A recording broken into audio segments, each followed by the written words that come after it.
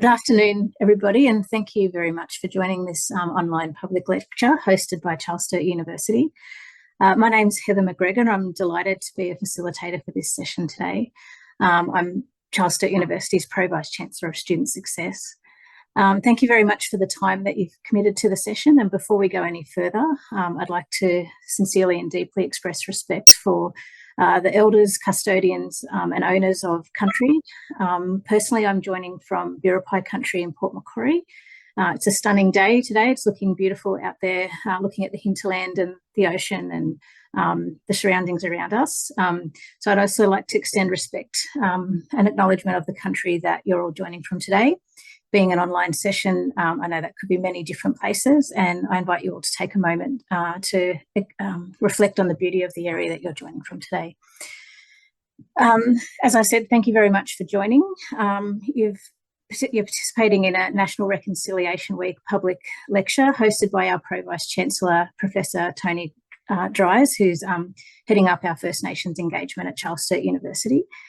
You would have seen from the pre-event information that we have a focus in that lecture of now more than ever. It's time for greater investment in people, in pipelines of First Nations professionals and in place. So I'm sure you know that we're in for an enlightening conversation and something to get us thinking.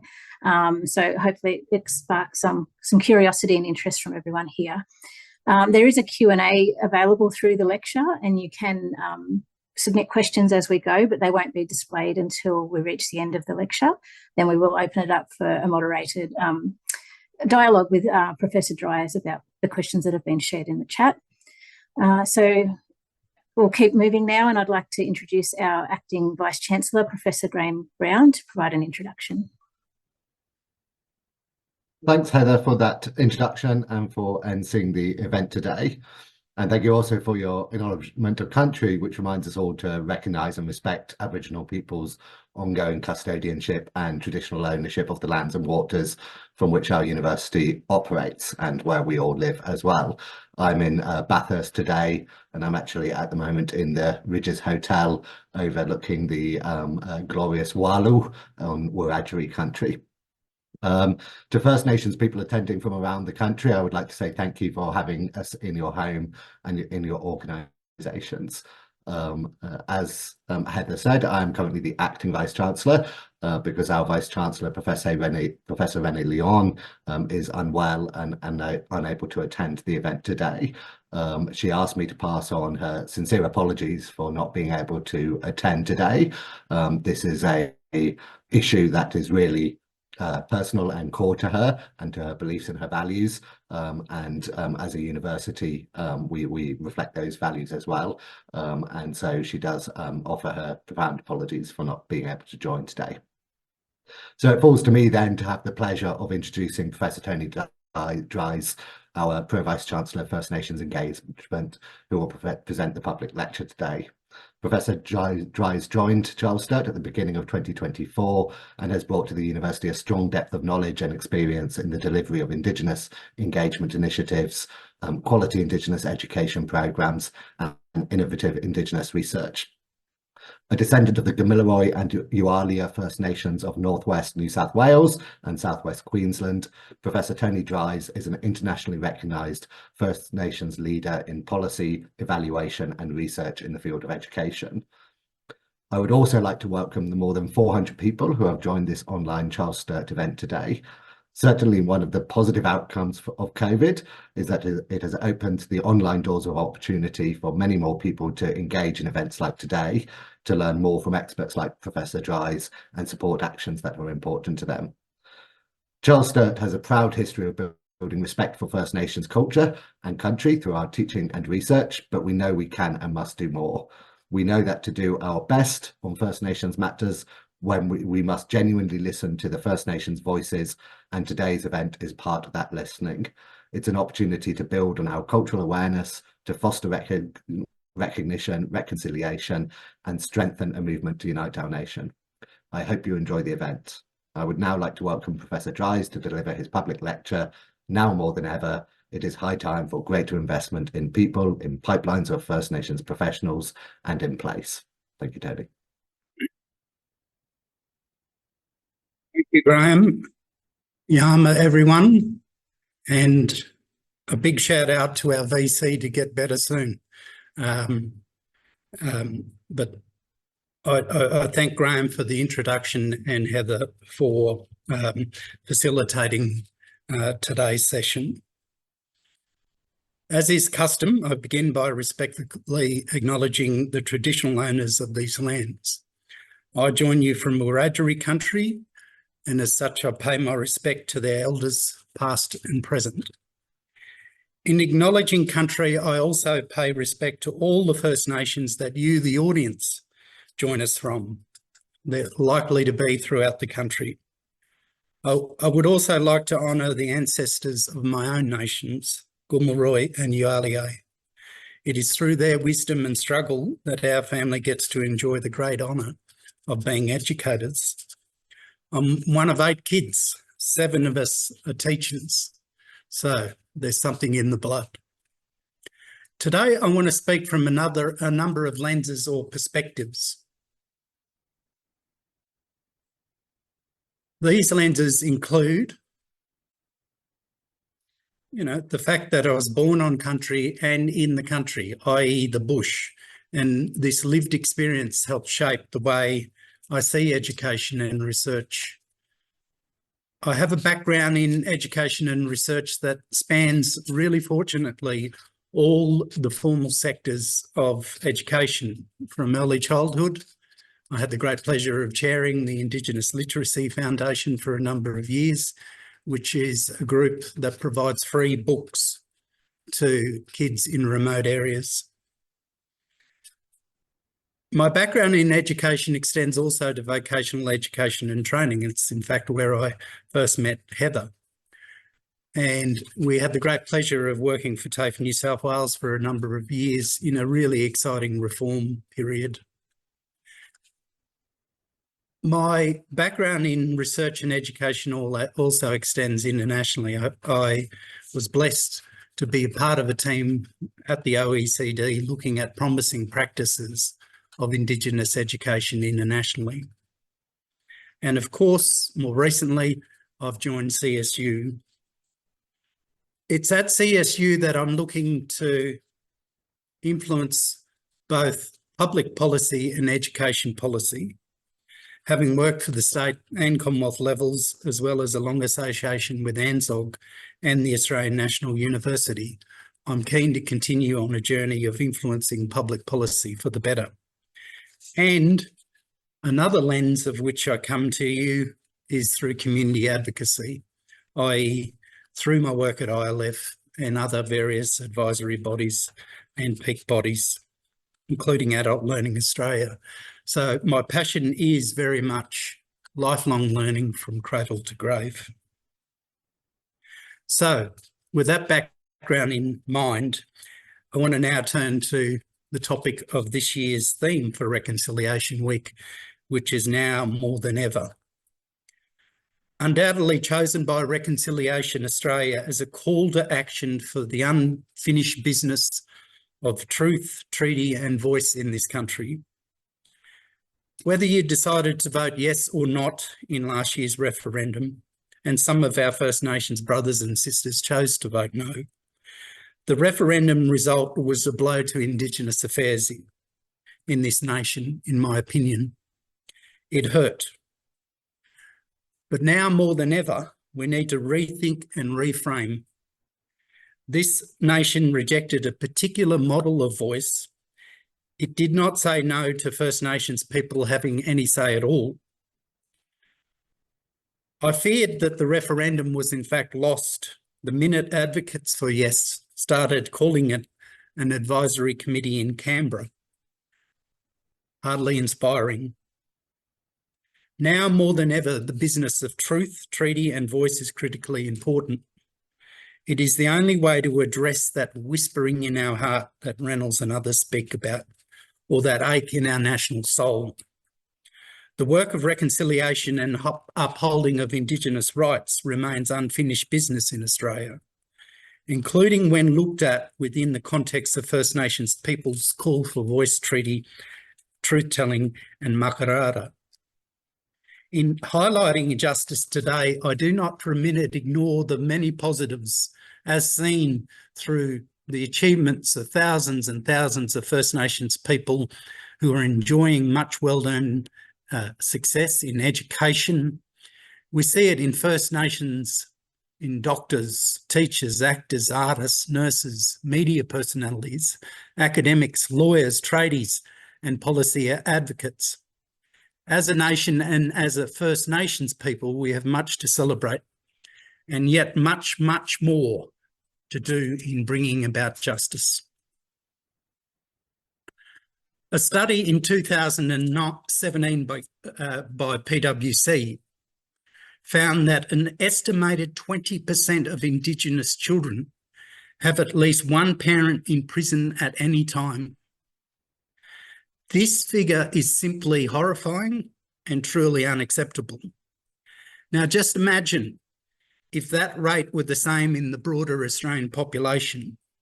It would mean approximately 1 million Australian children would have one parent in prison at any time. And as the authors of the Uluru Statement point out, proportionately we're the most incarcerated people on the planet. We are not an innately criminal people. Our children are alienated from their families at unprecedented rates. This cannot be because we have no love for them. Our youth languish in detention in obscene numbers. They should be our hope for the future. Our First Nations people make up only 3% of the Australian population, and yet more than 27% of the prison population and 55% of the youth detention population. In 2020, it was estimated that the cost of incarceration of Indigenous peoples was approximately $10 billion. Imagine if we redirected those funds to tackling the causes of crime. Imagine if we reinvested the money spent on criminal justice into social justice. Imagine if that money went to public education instead. Imagine if these funds went to alleviating poverty amongst First Peoples. Far too many families are living in poverty, especially in regional and Indigenous Australia. If we move on. As Glyn Davis frames it on Life's Lottery, birth is a throw of the dice. The consequences, however, last a lifetime. If we like to think of Australia as the land of the fair go, a land of choice and equal opportunity, but behind the facade of meritocracy lies an uncomfortable truth. Much of your life is already decided by the lottery of where you were born and who you are born to. Entrenched intergenerational poverty, like the property of the wealth, can be handed down from parent to child. We end that slide. Our education system is much like our nation. We're excellent in parts and yet far too inequitable. Our nation is still authoring its identity. Our great national project is work in progress, something that I will reflect upon a little later. When it comes to schooling, and it is in the schooling sector that I want to spend much of my talk today, far too many young people continue to vote with their feet. As many as 1/3 of Indigenous young people in the nation do not progress beyond year 10. This naturally has implications for us in the university sector. And given that over 80% of First Nations school students in this country are enrolled in public schools, this alarming trend must be arrested. And yet our society appears to be good at arresting our young and not the trend. When children as young as 10 years of age are being arrested in places such as Dubbo, Townsville and Alice Springs, then we're all diminished. As Don reminds us, no man is an island. These societal challenges are our collective responsibility, and therein lies the unfinished business of reconciliation in Australia. So how do we go about turning these challenges around? Well, we can start by rethinking, reframing, reconceptualising. Perhaps with the words of Lincoln in mind, perhaps in the darkest times we have to disenthrall and start anew. I want to share a model with you. A number of years ago, while living in Lismore, or near Lismore, I met Dave Snowden.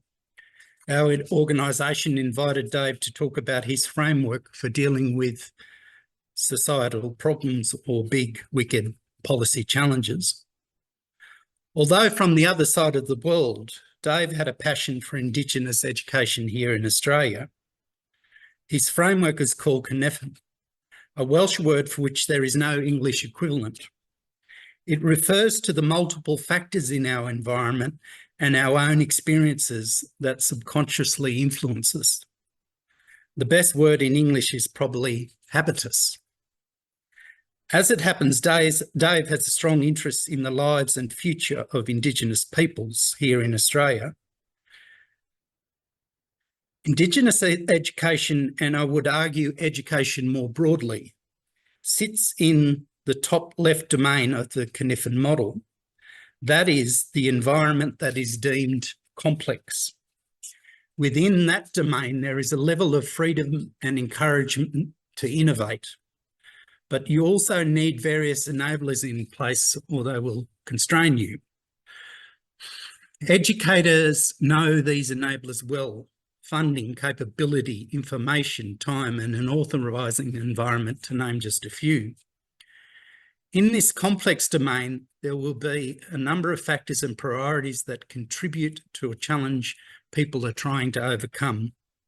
The relationship between a cause and effect is not always linear, nor stable or predictable, and is very rarely simple. So it requires emergent practices. That is the use and reuse of existing tools and knowledge in different ways that works. Most of you would already do this intuitively within your organisations and with colleagues. It all often begins with the narrative of what worked for me and the scaling up, adapting and repurposing of approaches in new context, informed by experience of past and continual new information. While our environment remains complex, and we can close that slide, I dare say that it will, for at least our lifetimes, it doesn't make sense to adopt something like a best practice approach. Perhaps the closest domain to complex in education, as seen through the Cynefin lens, is the domain of complicated. The distinction between complex and complicated is more than semantics. One way of distinguishing complicated from complex is to think about driving a car. A motor vehicle, especially a modern one, is complicated. It has many buttons, levers and signals. Many vehicles also have driver assist functions, which means the car takes over. There's much to remember in modern cars. Cars are complicated, but they are not complex.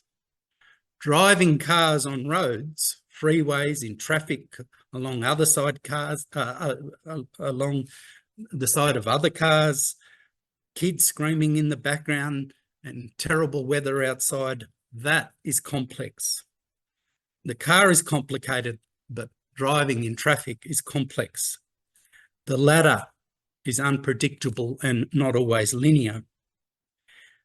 In other words, in complexity, and here lies a lesson, I think, for us who work in complex environments, you need to be continually probing, researching, trialling, testing, and seeing what the impact is on your area of interest, whether it's a student, a school, a university, or a public policy system.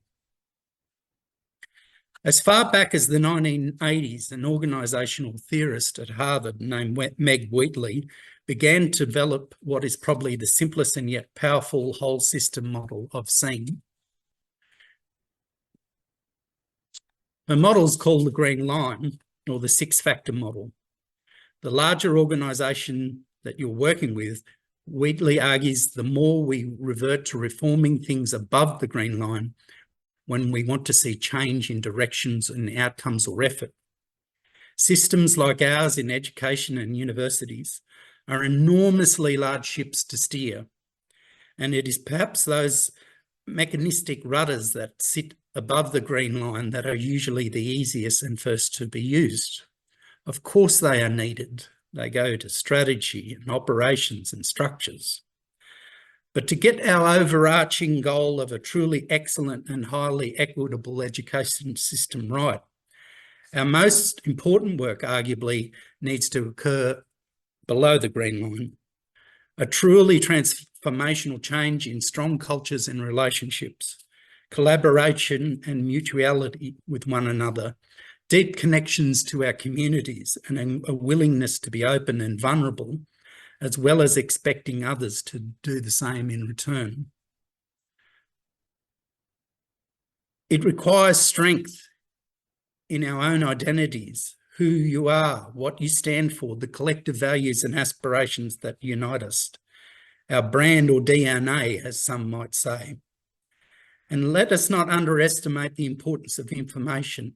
Not information weaponised to tightly held, but information that is shared with those who will create, analyse and use it purposely and positively. I will speak about that more in a moment.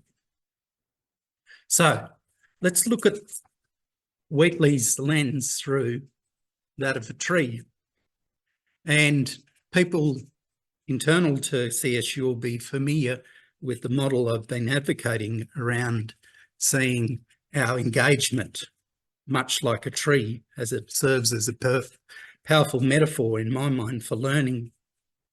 In my work with First Nations peoples and organisations, I take the liberty of adding our own perspective. The symbol of a tree reminds us that the strongest part is below the surface, deep in the roots that nourish the entire system. Get these right and they will ground and steady you over the years, even as nature's factors kick in, whether it's wind, rain, fire, that might shake the canopy. That is, strong roots and identity are fundamental to change. Let's move on. Australia is currently in the midst of a national teaching shortage that will worsen before it will get better. It is a crisis. We need more teachers overall, but we also need teachers who are representative of the communities in which they work and the students they work with. Running parallel with the challenge within the education sector is a dilemma in our communities.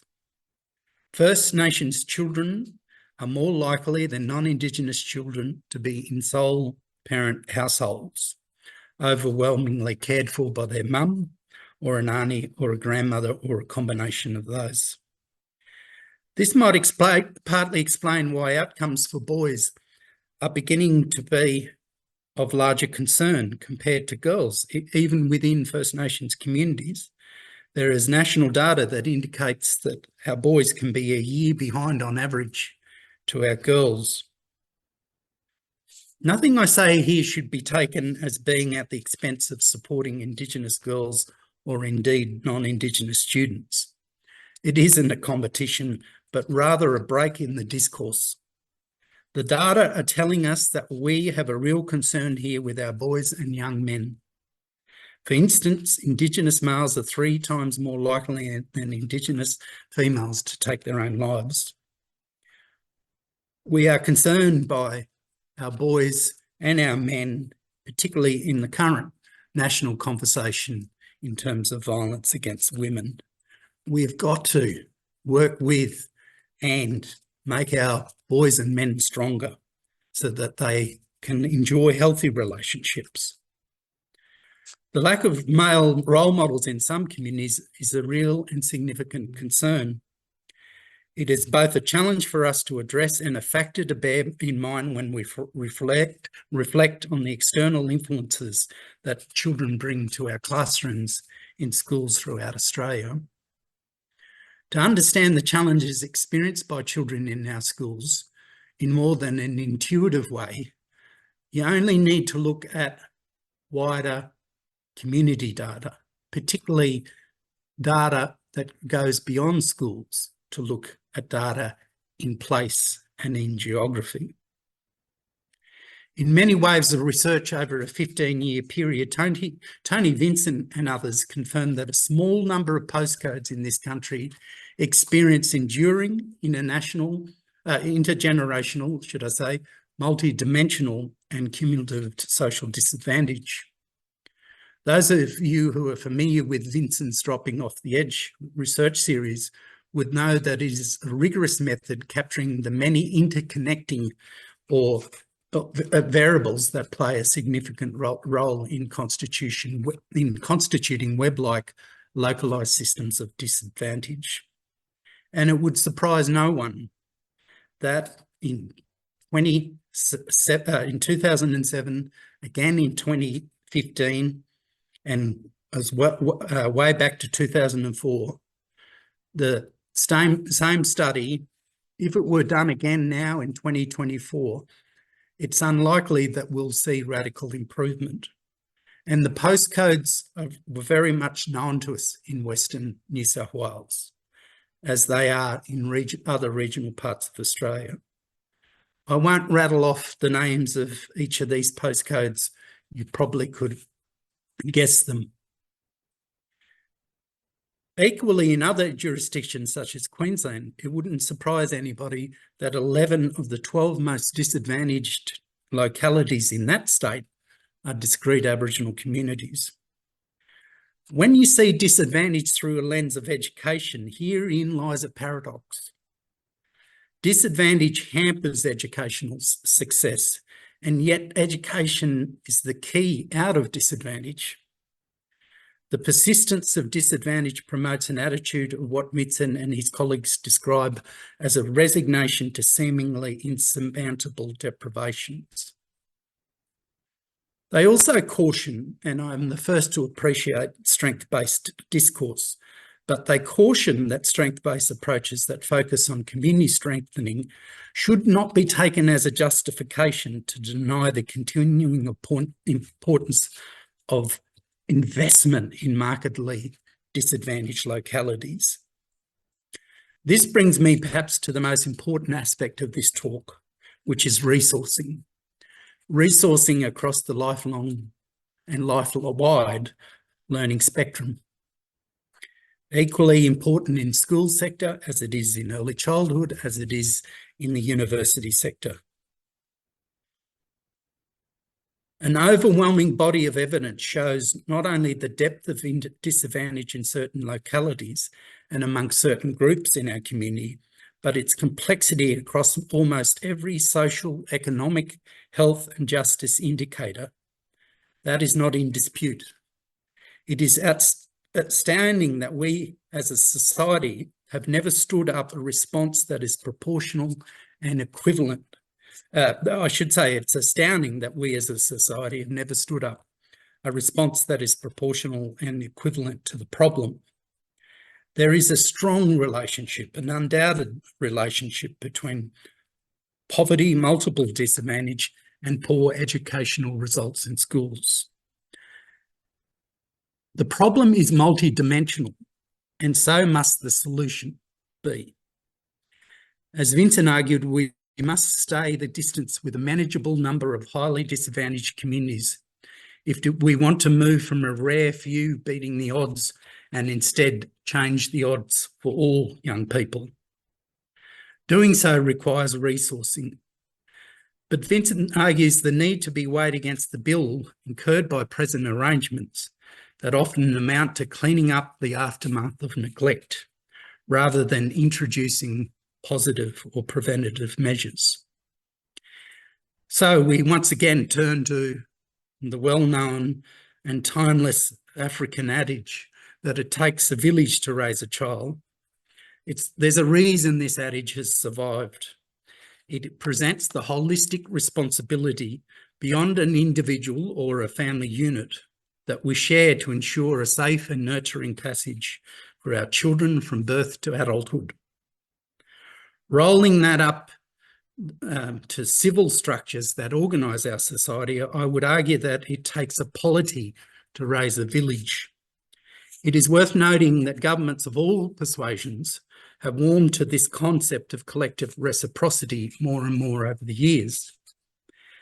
It takes systems of governments looking at communities, our villages, as agents of change and holders of essential knowledge about their own futures, entities worthy of consideration as levels of decision-making, planning, resources and control.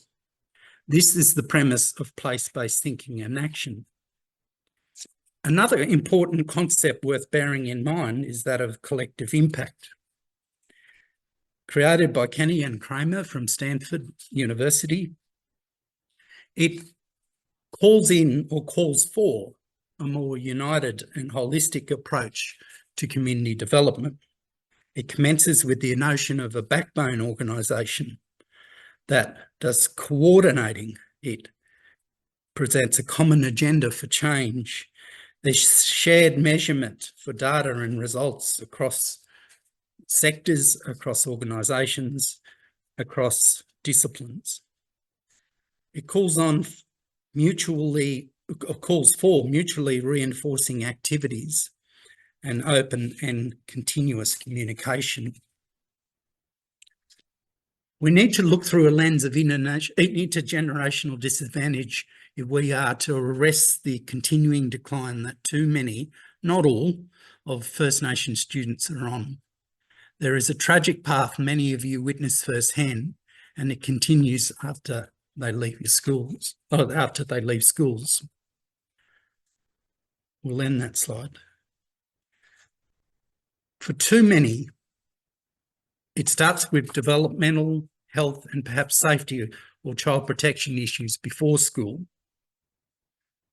Then there are children that aren't always ready to learn, exhibiting challenging and disruptive behaviours. Before too long, they're flagged as naughty kids or at best disengaged kids. And from there, they might receive effective interventions, or alternatively, the only intervention might be disciplinary processes. It's about now that they will likely have their first interactions with police as an offender. Many will have numerous interactions with police as a victim beforehand.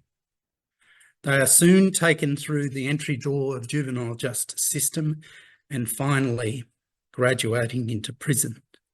More of our young men go to prison than university. It's quite profound, the journey that some of our children have to walk, and deeply disturbing if they don't benefit from effective early interventions. And while hope is never truly lost, we know that interventions are least effective at the end stages of that journey. They must start early, in early childhood, and continue throughout schooling if we want to break present cycles. If you wind back from the Australian Early Development Census, it is clear that there's an overwhelming likelihood for First Nations very young children to be vulnerable across multiple domains. And the likelihood of poor educational and life outcomes is exponentially increased when there are multiple disadvantages present and subsequently overlooked. We see developmental delays and disability, diagnosed and undiagnosed, play out in classrooms as learning and behavioural concerns. Hearing impairment, autism, ADHD, and the list goes on, presenting teachers and systems challenges that are too often overlooked. Last year, I did a study for Education Queensland, travelled to 9 localities throughout the state, urban, regional, remote. Quite a number of communities, not just First Nations, but particularly regional and remote communities, are waiting 2 or 3 years for allied health services that go to some of the challenges that young people are facing. Too little, too late. Unfortunately, this trajectory of early behaviours leads some students, to all the wrong places, when holistic and sophisticated models can lead to rewarding places. We need to invest in them. A report into young people in custody found that in addition to the significant health and social challenges, most young people in the criminal justice system had cognitive or mental health impairments. 87% were found to have at least one psychological disorder. 64% had a form of alcohol or substance disorder. 14% had possible presence of an intellectual disability. And the overrepresentation of Indigenous men, women and children in the justice system is well known and yet not reversing. It's 30 years since the Royal Commission into Aboriginal deaths in custody, and yet more of our people are in jail. The overrepresentation of Aboriginal and Torres Strait Islander peoples in the justice system is a shared failure. Education systems have helped create it, and now we need to help address it. If you're not convinced that education is a key contributor, then consider this. A lack of educational access and attainment is strongly linked to likelihood of poor behaviour, crime and imprisonment. Indigenous Australians are half as likely to finish Year 12 as non-Indigenous counterparts. Indigenous people do not complete school, or do complete school, are 14 times less likely to be imprisoned than those who do not complete schooling. There is a reason that absolving government and institutions of community problems is out of vogue, irrespective of political persuasion. And this is because despite the cost of early and intensive intervention, it is still far cheaper than the alternative. These children are our treasures, not only in a fundamentally moral and cultural sense, but in an economic one. They are the generators of our future prosperity and guardians of our future well-being. The more children we fail, the larger our bill. CSU can play a big part by teaching and researching into better practices into early intervention, prevention and whole child development. We have the opportunity of turning the rhetoric of the Australian Universities Accord into reality. And let me speak to that very briefly through the concept of growing regional pipelines of talent. We have an opportunity, we're well placed at CSU to take some of the key rhetoric from the Australian Universities Accord. Let's take skill shortages. Many of the challenges I talked about earlier require more professionals in place and more readily available. Think of them: social work, education, early child education and care, community services, health and allied health, OT, speech pathologists. So it goes. CSU has a proud track record of providing flexible and responsive education, including very innovative practices online. And when you look at it through the lens of opportunity and indeed strengths, there is an easy marriage perhaps that can be made, and that is through the fact that First Nations people express very strong preferences both in education and employment terms in these very care sector disciplines: community services, education, early childhood, aged care, health. I want to now turn to data, so we'll leave that slide there. No, we'll move on from that slide.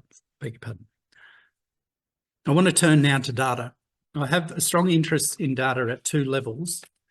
The first is around place-based approaches to data, which is an extension on place-based approaches more broadly to resourcing, planning, and the design and delivery of services and supports. Place-based strategy encourages local or regional communities to devise and implement solutions to multi-dimensional problems or to seize opportunities at the local level.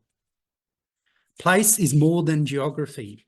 It has multiple dimensions, applications, and interpretations, including cultural, economic, social, political, and educational. And it must be, in my view, at the heart of Indigenous education policy. This sounds simple, but it is a fundamental departure from the programmatic approaches to policy and design and program delivery that represent the mainstay in our policy orthodoxy. Perhaps it's time for less programmatic investment and more place-based investment. And I want to share some ideas through the lens of a number of models, both here in Australia and internationally. So we'll show that slide. Of the Australian case studies here, I focus on two. One's Indigenous specific, another more broad. First of all, Children's Ground in the Northern Territory, as the name suggests, a ground-up initiative to drive better well-being and education for young people, based on early intervention, community empowerment, and shared responsibilities. If we go to Logan in the south of Brisbane, Logan Together initiative, joined up initiatives very much based on the collective impact model, equally the empowered communities model that exists across a number of sites in Australia, funded by the Commonwealth. If we go to the UK, over several decades, the UK has been looking at community budgeting models. They come in and out of vogue, but the principle and the concept of devolution and subsidiarity in terms of supporting the notion of localism is a feature in their public policy discourse. Let's flip now to Promised Neighbourhoods in the US, based on a model of a couple of decades ago, that is the Harlem Children's Zone. This is the idea of wraparound services for young people so that their well-being and development isn't just the journey of schools alone, but rather a joined-up effort. Now, the Harlem Children's Zone went on to influence a wider program of the Obama administration, which became known as Promised Neighbourhoods. And then you have Learning on Place in Germany, which invests in, again, joined-up education across the life spectrum, so more a lifelong learning and life-wide learning through family learning, coordination between education sectors and neighbourhood-based education, all features of a number of projects. We'll leave that slide. Communities of disadvantage and First Nations communities particularly benefit from place-based approaches. This is because they allow the community to look at relevant information across a range of sources and consider interrelationships between them and drive conversations about holistic responses that transcend the silos of service delivery, government service delivery. Silos are a sure recipe to failure. As a nation, we have a regrettable history of holding back data from communities, using it more as a stick or bundi in my language. Crime rates, unemployment measures, school attendance data have been used to shame communities and justify punitive measures like welfare cards and other income controls. A place-based approach to data incorporates elements of data sovereignty. The National Closing the Gap agenda has identified a specific target to increase the number of regional data projects to support Aboriginal and Torres Strait Islander communities to make decisions about closing the gap and their development. That the ideals in this target seem so lofty reveals how far we must travel. The aspirations around co-design and co-production of data are right, but we have a long way to get beyond noble intent. Empowerment through data happens when people see themselves as key agents who need to inform their practice through facts, figures and trends and evidence. This could be schools, it could be First Nations communities, it could be NGOs, it could be public agencies. People need exposure to data to affirm or challenge their perspectives around how well they are doing or where to focus energies next. Elements around data and information sharing ideally include that we have partnerships that are in place to guide and improve the collection, access, management and use of data to inform shared decision-making, and more importantly, that governments provide communities and organisations with access to the same data and information they use to make decisions. Note this, it says the same data and information, not a selective version, not data designed to support a convenient or predetermined narrative. Providing communities with the same data that government uses to inform their decisions follows the simple requests that First Nations communities have been making for years. If it's for us, then do it with us, not to us. Or put another way, nothing about us without us. Education, in my view, has a key role in First Nations data sovereignty. This agenda requires that governments support communities and community control organisations to build their capability and expertise in collecting, using and interpreting data at a local level in a meaningful way. We need to reinvent and reframe how we use data so that it is empowering, not demoralising, not punitive. Data should be purposeful, only collected if there is an ethical and productive purpose, and only used with intentions of understanding and driving improvement. Empowerment through data happens when people see themselves as key agents who use it to inform and improve practice. This could be schools, NGOs, First Nations communities. We all need exposure to data to affirm or challenge our perspectives around how well we are doing and to indicate where to focus our energies next. No one likes a data as a stick for it to be interpreted in shallow and punitive ways. Student-level data matters, not only in the university sector, but as we look upstream to the schools sector.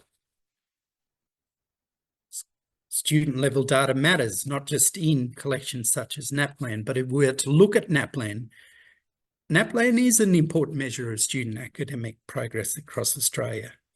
It does enable systems and policy makers to see how well schools and education policies are working.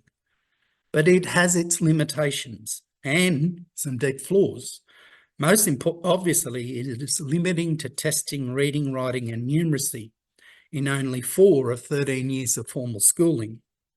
Big data, including NAPLAN and other standardised tests, confirm things we already know, that educational disadvantage is greatest in remote areas, that parents through their educational and occupational levels have a significant bearing on the likelihood of their child succeeding academically, and that First Nations children start solidly in the early years of schooling, but gaps generally widen the further they climb the educational ladder, a problem that causes but also results from low levels of school attendance and participation.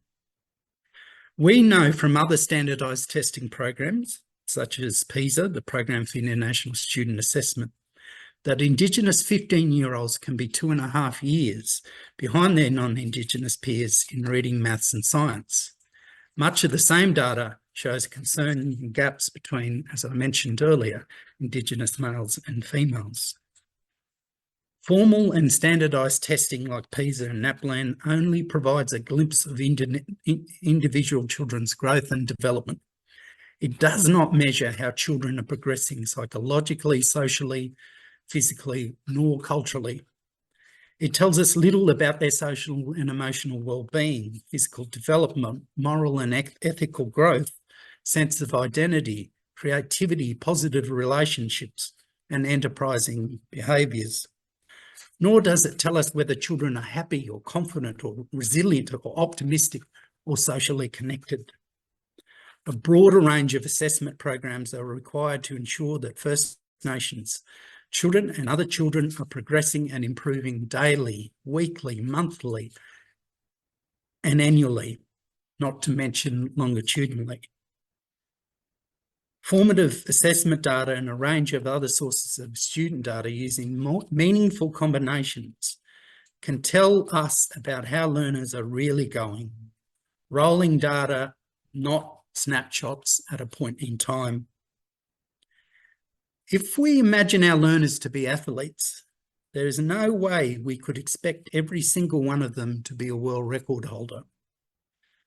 But what we could and should expect is constant positive growth and change, or their PT, their personal best.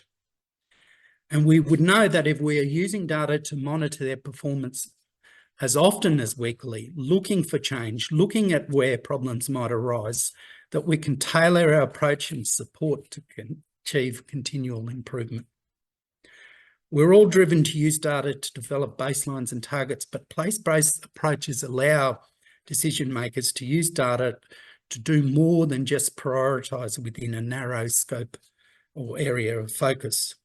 It allows communities and governments to look across a range of services, initiatives, programs and responses and consider reinvestment and realignment across and in spite of silos.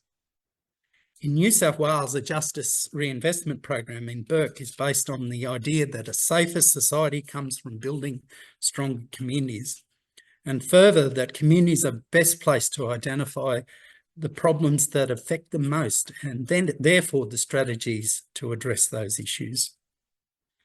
Trial communities literally redirect funding away from prisons and into communities that have high rates of contact with the criminal justice system through both community-led initiatives and statewide policy and legislative reform.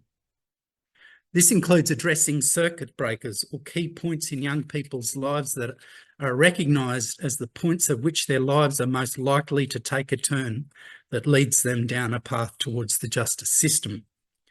The collective impact of those trials in communities like Bourke, at the very least, present and represent a compelling conceptual case for change. How wonderful it would be if instead of our society funding prisons, that money went into holistic and early intervention measures within schools and within communities. Or better yet, to learning and development issues identified in the early years. In the summary of this speech, I said that education inherits failure, but we also have the opportunity to unlock the way out of failure. Rather than asking our learners to be passive recipients of learning, whose lives are deeply impacted by crime or victims of crime, wouldn't you rather be agents of change to change the odds? This problem or challenge, I would argue, is not insurmountable, as it seems if we can break the shackles of institutional thinking. Government resourcing and budgeting processes as they currently stand, I would argue, are too archaic and too largely ineffective. While they may be convenient to administer, they simply do not have the impact on the ground that in the form of outcomes that communities deserve and need. Place-based approaches take a more holistic approach to improving educational outcomes for learners by improving their wider social environment, and also consider education and training as an investment and intervention tool to break a cycle of locational, intergenerational and multiple disadvantage. Equally, our young people need to see and experience things beyond their local. Let's remember you can't be what you can't see. This means that our schools need to be opening up vistas of learning for young people, which might mean excursions to other places, online sessions across the world, and enduring relationship between sister schools. That is, we have a duty to inspire learning dispositions within students and learning cultures within communities. Societies such as South Korea have convened learning festivals and expos to celebrate the cultural norm of continually learning and expanding your mind from cradle to grave. And it's no coincidence that South Korea, Singapore and Finland are cultures in which education or teachers are revered. These are countries that expect, respect and resource education to a level that matches its importance.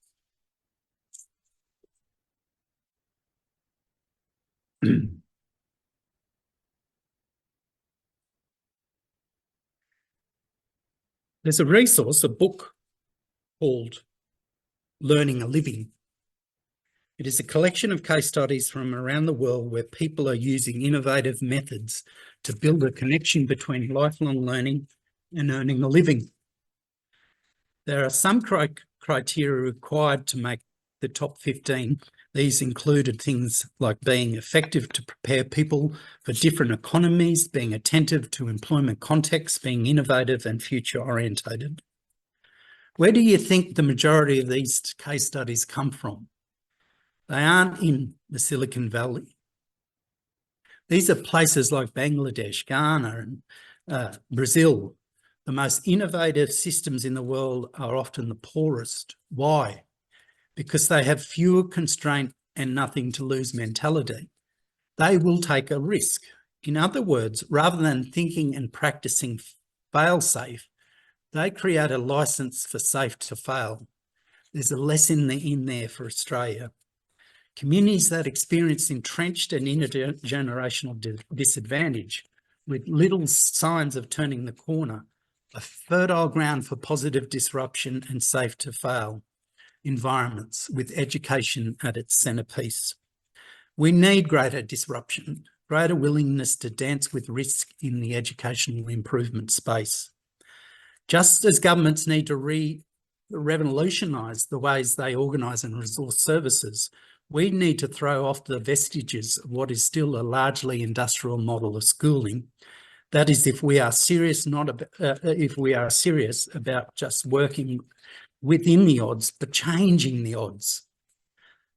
Let me now turn, in concluding, let me turn now to a perennial and often ugly argument in education, one in which First Nations people are too often caught in the crossfire. That is curriculum, and more specifically, whether it should be narrow or expansive. Conservatives rightly point out that proficiency in literacy and numeracy is fundamental to successful economic and social participation later in life. You can't argue with that logic because it's really hard to get by in our society and to work if you can't read, write and count. Of course, we need those fundamentals to be solid. Progressives in the expansion corner at the same time justifiably point to the need for all learners to become producers, not mere consumers of learning. By learning to learn, by thinking critically and creatively, by developing self-identity and expression, by growing personal agency, and by becoming more entrepreneurial and culturally engaged in a globalised world. I share this expansive goal of educational experience that open vistas of not only technical skill, but vocational craft and intellectual and moral horizons that are big, open, high and expansive. I fully appreciate that it will always be the argument for narrowing versus expanding the curriculum as sure as day follows night. What I'm concerned about is our national curriculum becoming the centrepiece of cultural wars in which First Nations people become the inevitable victims. There is unquestionably a cultural and political war in Australia, with one of the chief battlefields being what truths we're prepared to teach our children. If it's too difficult to change the constitution, then perhaps we need to change the curriculum. Through an expansionary curriculum, in my view, we can see, children can see and young people can see themselves in the curriculum and have a full understanding of history and science. They need exposure to literacy, to literature, I beg your pardon, to poetry, to art and history, to creative industries, to the things that make our society civil or more civil. In closing now, can I put to you that both the challenges and opportunity our society grapples with increasingly rely on educators and policy makers as agents and indeed champions of positive change and positive disruption. But I would argue that nationally at a policy and resourcing level, we haven't stood up a complementary approach. It can't just be about asking and expecting more. Elevating education means standing up a response that is equivalent to the size of the expectations and the realities that sit within. Gonski himself has lamented that we still do not have a truly needs-based funding model.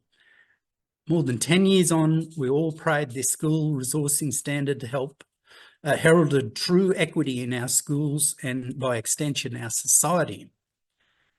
We could equally think, does the Australian Universities Accord represent a true needs-based funding model? A decade on from Gonski, more than a decade on, the gap between state and non-state schools have widened, particularly around funding and outcome inequities for First Nations and regional students. This is really important to bear in mind for us as a university, because if those upstream results aren't improving, then we aren't going to get the growth and stronger participation and completion rates in the university sector.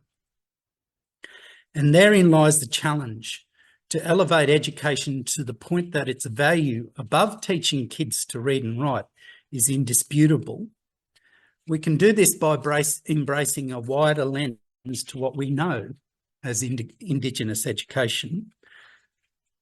This model is one I created within my doctoral research, where I was keen to help define what is Indigenous education. Indigenous education is more than education for First Nations people, as important as that is. Yes, we have an ongoing challenge in terms of providing greater access, equity, participation and inclusion, particularly in the higher education sector. But education for Indigenous peoples, with Indigenous peoples, about Indigenous people and by Indigenous people offer wider lenses of opportunity. Let's unpack very quickly about Indigenous people. So this is investing in cross-cultural knowledge locally, in wider society and internationally.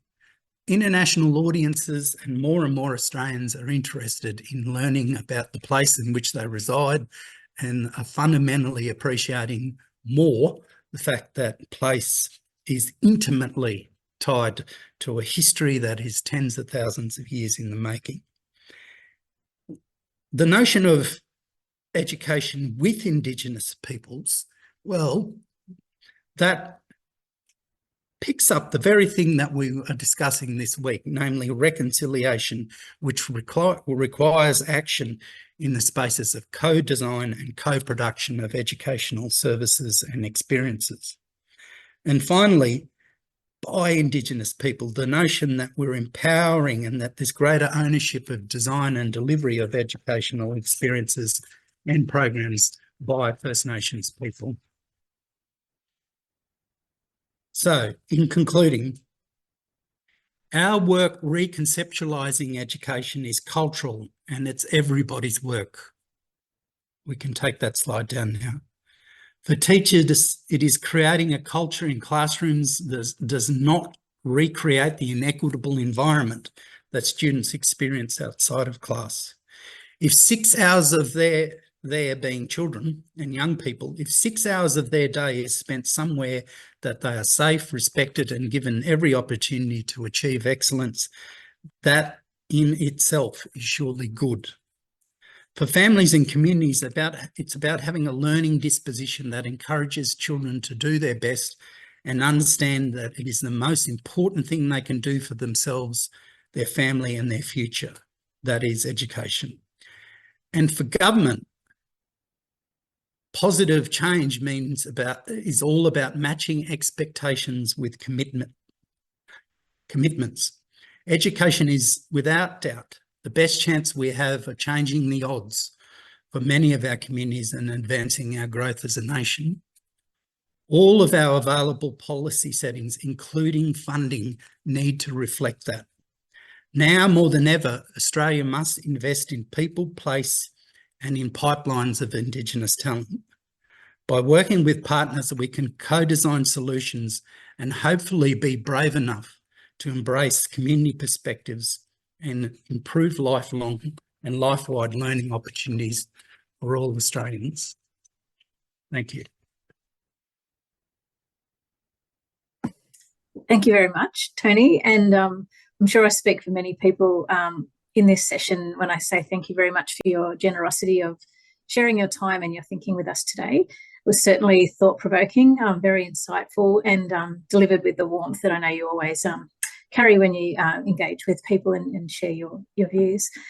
You've taken us on a real journey there. I know you've turned our attention to country, family and community, which is very important as a start, and pointed out the systemic issues and interrelated nature of many aspects of disadvantage. You've called on us to think about long-term views on those things and understand the complexities in the ways that solutions might be considered and brought to life. You've also reminded us, of course, about the fundamental role of research and education as we move forward.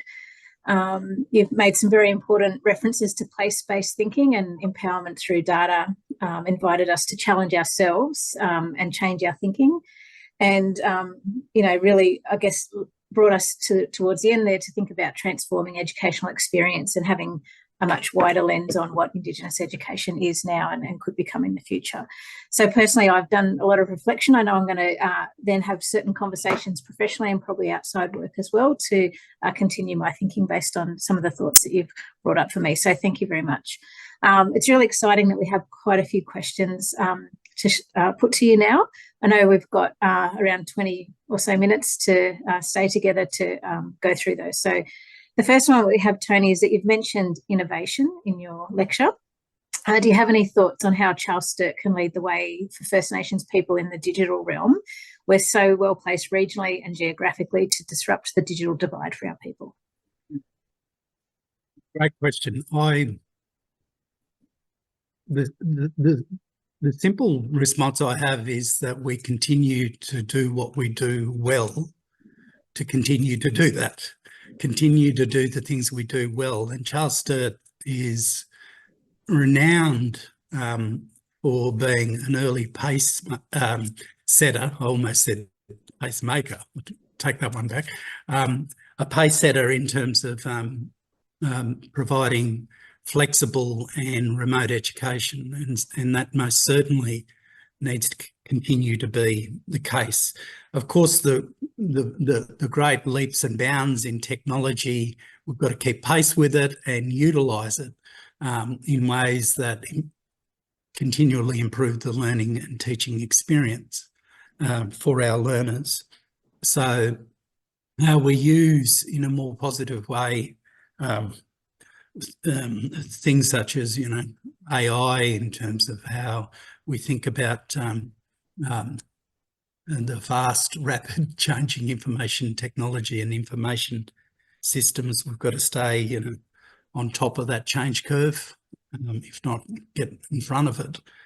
I think there's sizable scope for more teaching and learning experiences. If you think of those 4 domains I presented around Indigenous education, where it comes to the one about Indigenous peoples, I think there's sizable scope to continue to grow resources in that area, which are interactive, good storytelling material, learning more about the history of this place, including the sad bits. And of course, this year here in Bathurst, it is the 200-year anniversary of the introduction of martial law.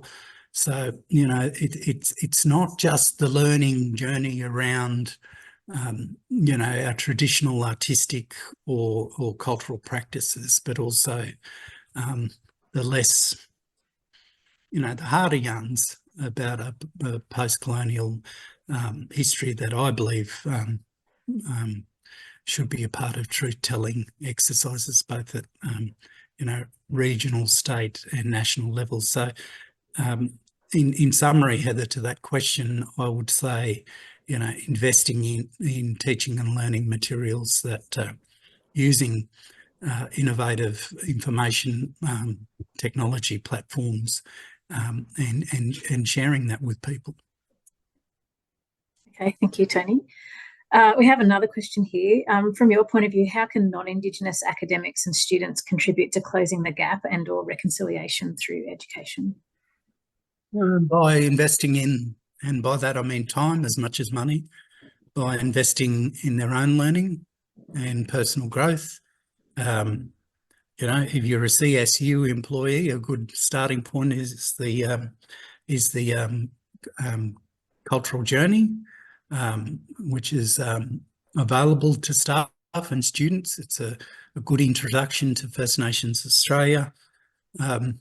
If you're an academic, I think in certain disciplines there's a requirement and an obligation to better understand and get your hands and head around applied knowledge, particularly in certain disciplines and professions. So I include in that nursing, teaching, social work, you know, environment, you know, getting a stronger understanding for caring for country practices and histories and contemporary works.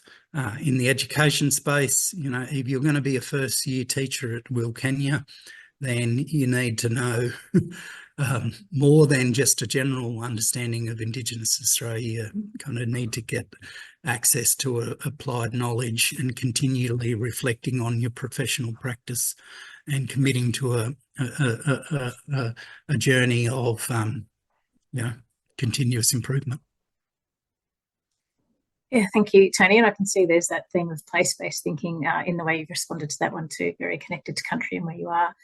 The next question has two. It's a double-barreled question. So what more can we as a university be doing to address inequalities of education in the regions and metropolitan areas for First Nations students? And the second part is what resources and support are needed to create equitable access to quality education? If you were to liken education to a river,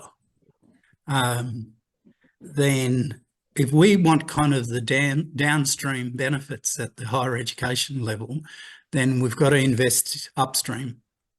And as I said in my lecture, that starts with solid investment in young children. I mentioned very briefly in my remarks work that I undertook with the OECD, which included a visit to Canada. The discourse is very similar, and that is to invest early and significantly.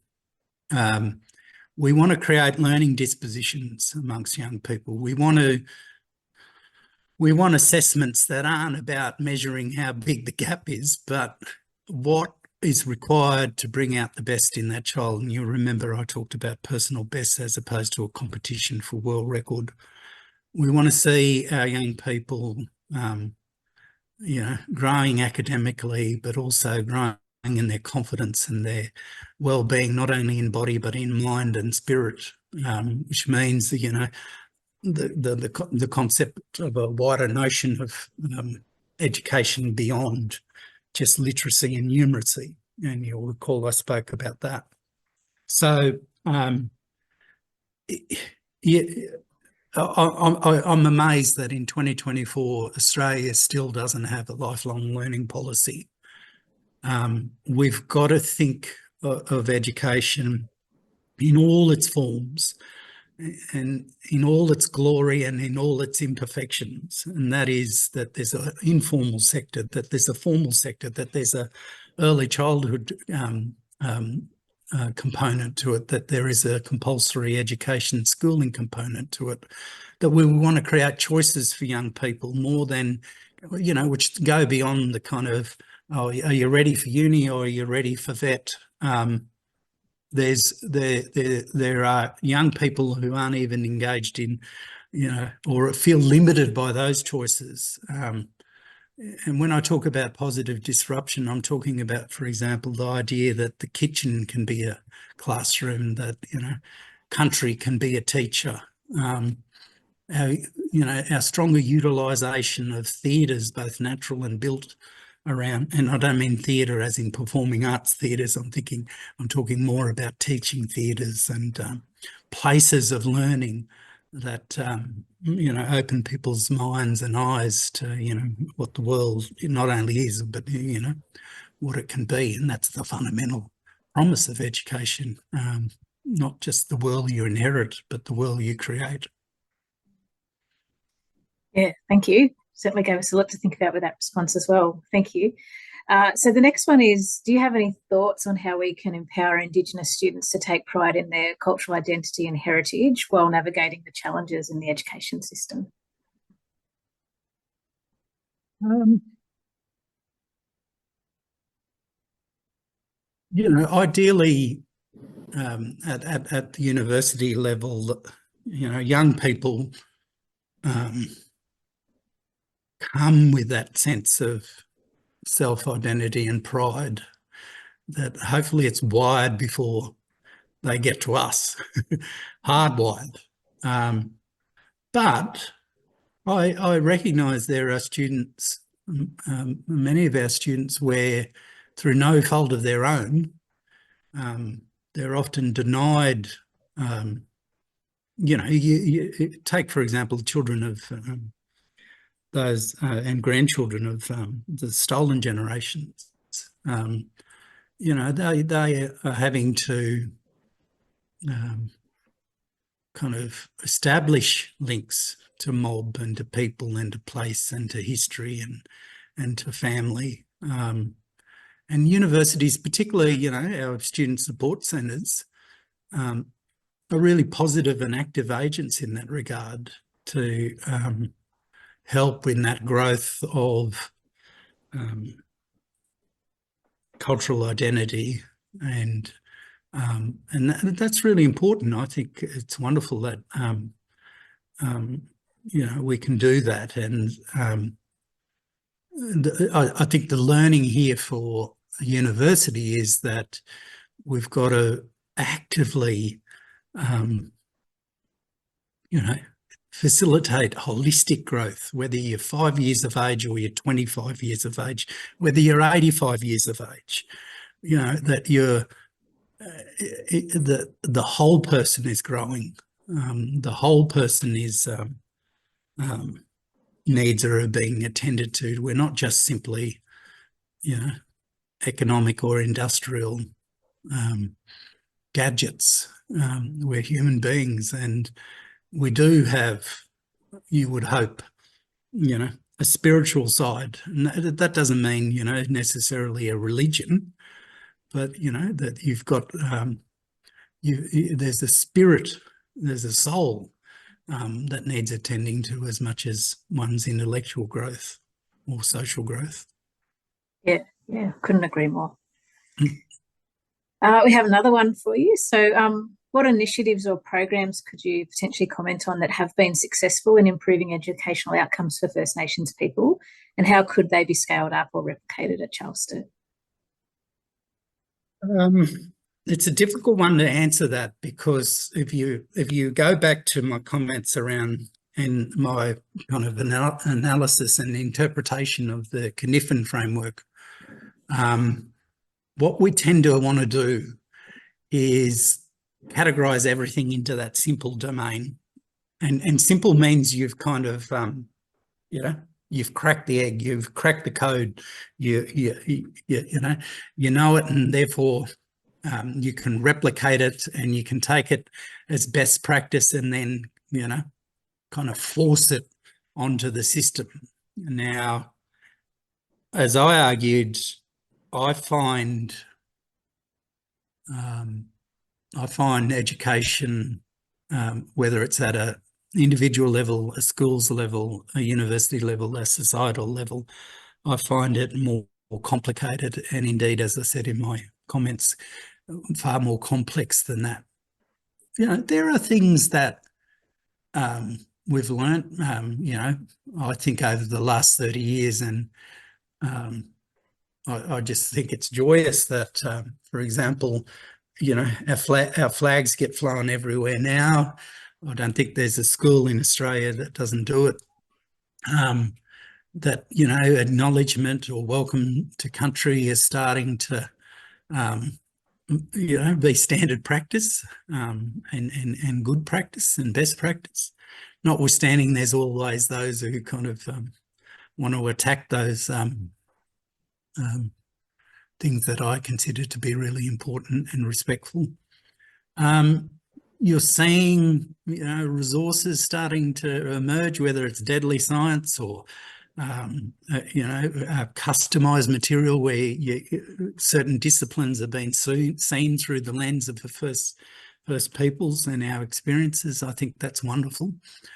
In the curriculum reform space, the fact that there is Aboriginal and Torres Strait Islander perspectives, histories, people as a cross-curriculum priority in our schools, and that a university such as our own, it's CSU's taken that seriously and been sector leading in terms of seeking to embed Indigenous perspectives in all students' learning experience. That's a good thing. So, you know, I'm not saying, I'm not talking against the idea that, you know, there are best practices or promising practices is the language we used in the OECD project. But I think we've got to be cautious that we don't think we can pick up a model here and take it over there, because context is everything, and I don't know two people, let alone two places, that are the same. So there's always a degree of customisation and you know, building experiences, and by that I mean teaching and learning experiences that are, you know, fit for purpose and fit for context. Context is everything. Yes, yeah. Okay, thank you. We've got another one now for you. So how do you think we could include more meaningful and genuine elder presence on the Charles Sturt campuses for the benefit of all students, both Indigenous and non-Indigenous? And specifically, that means a presence that is reciprocally beneficial to all. First thing, I'm aware that this university, as with others across Australia, have, you know, programs such as Elders in Residence, and there's been a real, I suppose, commitment over the last couple of decades, as I think about education across universities and across schools, to acknowledge and indeed draw upon, you know, the wisdom of elders in our educational journeys. And, you know, an outstanding example of this, of course, is Uncle Stan and his leadership and his cultural authority and expertise that, you know, Charles Sturt has been gifted with, not only in the kind of ways of thinking and ethoses and philosophies that are within the Wiradjuri nation, but also the language, of course, and the fact that, you know, I think the recent, I may be corrected here, but I think the recent graduation at Wagga Wagga had 30-odd people graduating from that languages program, which is just outstanding. And so, I think through programs of learning, and particularly getting elders active participation and or at the very least authority to create cross-cultural exchange and two-way knowledge and learning is a very positive thing.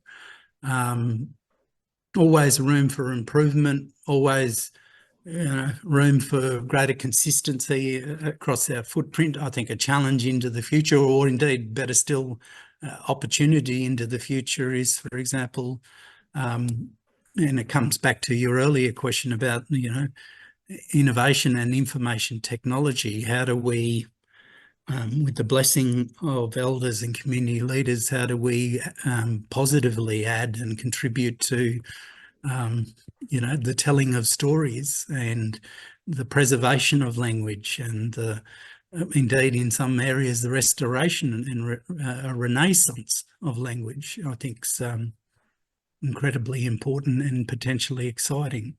So, capturing stories, particularly as, our old people aren't getting any younger.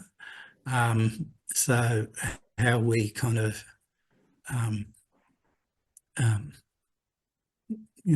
treasure and honour their voice, I think is an incredibly important consideration, but that needs to be community-led. Yep.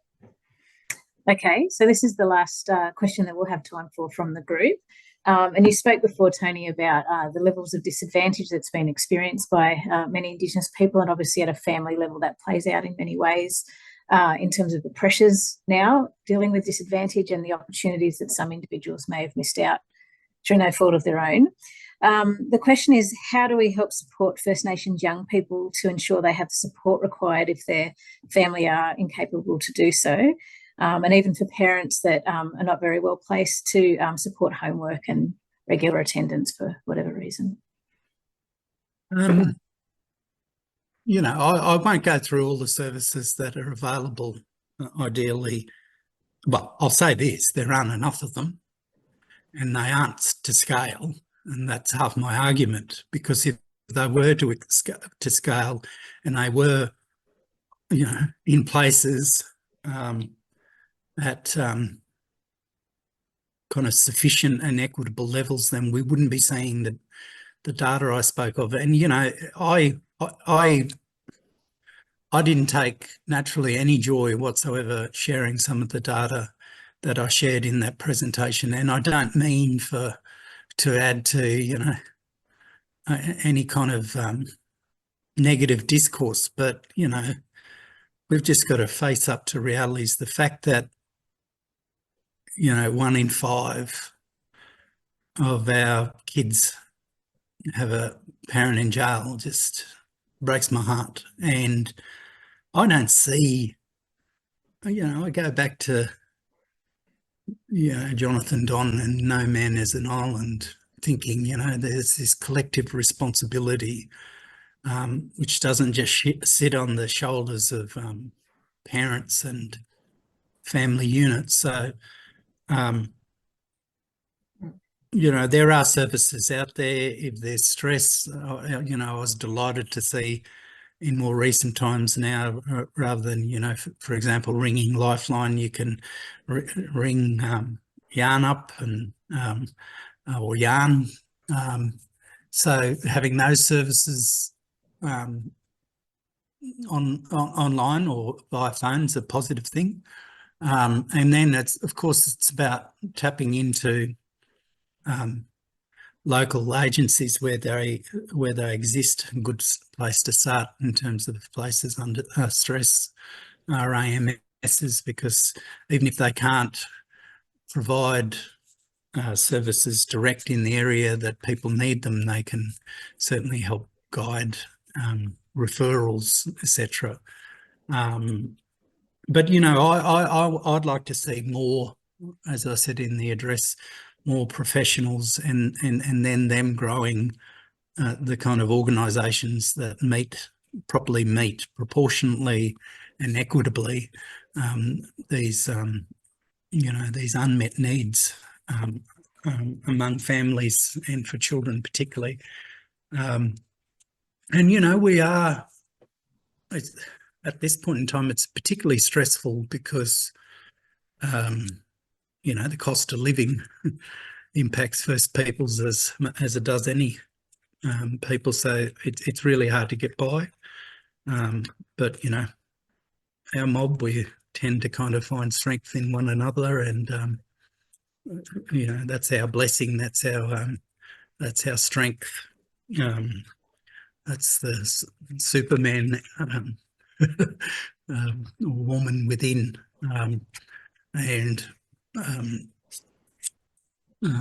Yeah, obviously we need to continue to look out for each other and care for each other. That's what makes a community. Yep.